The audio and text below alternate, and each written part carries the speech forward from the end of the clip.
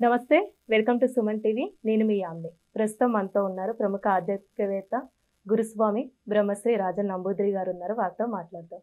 నమస్కారం గురుగారు. నమస్కారం అమ్మ. గురుగారు, ఈ ఫిబ్రవరి మంత్లో అసలు 12 రాశుల వారికి ఏ విధంగా ఉంటుంది? ముందుగా మేష రాశి వారికి అండి ఏ విధంగా ఉంటుంది? తాకట్టులో ఉన్న బంగారాన్ని విడిపించి ఆ రోజు ఆన్లైన్ రేటుకే మేము కొంటాం. Sharma gold company. తప్పకుండా అమ్మ. ముందుగా శ్రీ మహాగణపతి దేవతభ్యో నమః, శ్రీ మహాలక్ష్మీదేవ్యే నమః. మేషరాశి వాళ్ళకి ఫిబ్రవరి మాసంలో గత మాసాల కన్నా కూడా ఈ మాసము కొద్దిగా విపంతగానే జరగబోతుంది. ఎందుకు అప్పుడే ఎప్పుడైతే కూడా గ్రహస్థితి చంద్రగ్రహణము మేషంలో ప్రవేశించింది కాబట్టి ఇక్కడ మకరము మరియు అదే విధానంగా బుధగ్రహము మరియు అదే విధానంగా రాహుగ్రహం కూడా క్షీరదోషము అంటే నీచంగా ఉండడం వల్ల వాళ్ళకి వివిధమైనటువంటి టెన్షన్స్, పనికిరాని టెన్షన్స్ అటువంటివి జరగటం అని జరుగుతుంది.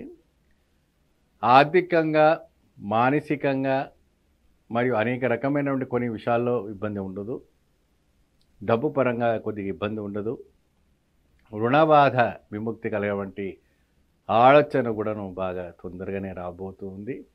మరియు అదే విధానంగా సంపాదన కూడా పెరగటం,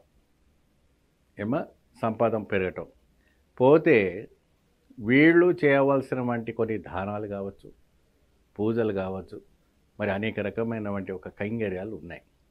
విశేషంగా ఈ మేషరాశి వాళ్ళు ఉన్న 4 నక్షత్రాలకు ఉన్న పాదాల ప్రకారంగా 1, 2, 3, 4 పాదాలు ఉంటాయి. ఆ పాదాలకు అనుకూల విధానంగా మీరు శివాలయం కానీ ఇంకా అటువంటి కొన్ని ఆలయాలు ఉంటాయి, అక్కడికి వెళ్ళి పరిహారం చేసుకుంటే సంపూర్ణమైనటువంటి యోగదాయకం రావడం అనేది జరుగుతాయి. గురుగారు, ఇప్పుడు ఈ రాశి వారికి ఎలాంటి ఆలయం అనేది దర్శించాలి? అలానే దానం అంటూ ఏం చేయాలండి ఈ నెలలో? ఈ మేషరాశి వాళ్ళకి ముఖ్యంగా కళ్యాణం చూస్తున్నారా, ఉద్యోగం చూస్తున్నారా, మరి అనేక రకమైనటువంటి సమస్యల్లో ఉన్నారా, ఇంకా ఎటువంటి సమస్యలు ఉన్నారు, ఆ సమస్య నుంచి అంతా కూడా మీరు బయటికి రావాలి, అద్భుతమైనటువంటి ఫలితం కలగాలంటే మీరు ఈ మేషరాశి వాళ్ళు శివాలయానికి వెళ్ళి శివాలయానికి వెళ్ళి ప్రతి సోమవారం రోజున ప్రత్యేకమైనటువంటి శివారాధన అంటే ఏకరుద్రము, నమ్మకము, చమకము చేసుకుంటే బాగుంటుంది. సోమవారం వెళ్ళినా పర్వాలేదు, లేదంటే ప్రతిరోజు వెళ్ళినా పర్వాలేదు.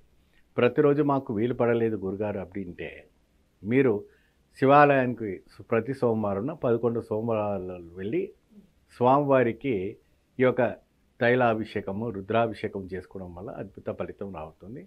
కళ్యాణం కాని వాళ్ళకు కూడా శుభవార్త జరగడానికి అవకాశం ఉంటుంది. ఉద్యోగము కూడా వెతుకుతున్న వంటి వాళ్ళకి కూడా శుభ ఫలితం జరగబోతుంది. రైతులకి కూడా పంట గత సంవత్సరాలు పోయిన వారికి కూడా ఆ రైతులకు కూడా మంచి పంట చేతికి రావటం అనేది జరుగుతూ ఉంటుంది. అదే విధానంగా పోలీసు ఉద్యోగము, అడ్వకేట్గా చేసేవాళ్ళు, సినీ తారలు, రాజకీయ నాయకులు, అనేక రంగంలో డ్రైవింగ్ రంగంలో ఉన్నవాళ్ళు అందరూ కూడా ఈ రాశిలో ఉన్నవారు కొద్దిగా రవాణా శాఖంలో కాబట్టి జాగ్రత్త వహించి పూజ దానము క్రియ చేసుకుంటే అద్భుత ఫలితం రావటం అనేది జరుగుతాయి. గురుగారు, ఇప్పుడు దానం అంటే ఏం చేయాలండి రాశి వారికి?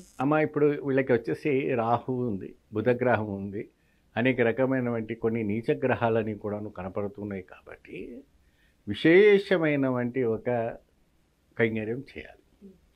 ఏంటి అది విశేషమైనటువంటి కైంకర్యము అంటే స్వామివారి శివాలయంకి వెళ్ళిన తర్వాత అక్కడ మహర్షులందరూ కానీ, ఋషులు కానీ, పేదవాళ్ళు కానీ, అక్కడ సాధులు అలా కూర్చొని ఉంటుంటారు.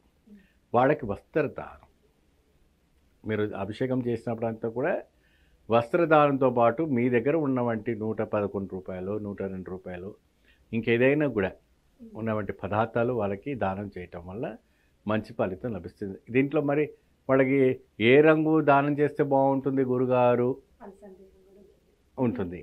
అయితే మీరు ఎప్పుడైతే కూడా మేషరాశి వాడు ఎప్పుడు కూడా మీరు దానం చేయాలనుకుంటే ఎరుపు, పసుపు చేయండి.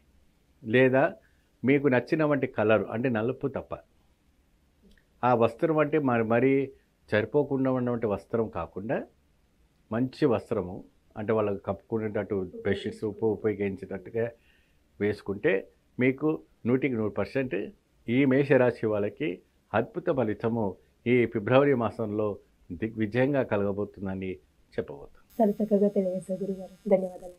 నమస్కారం.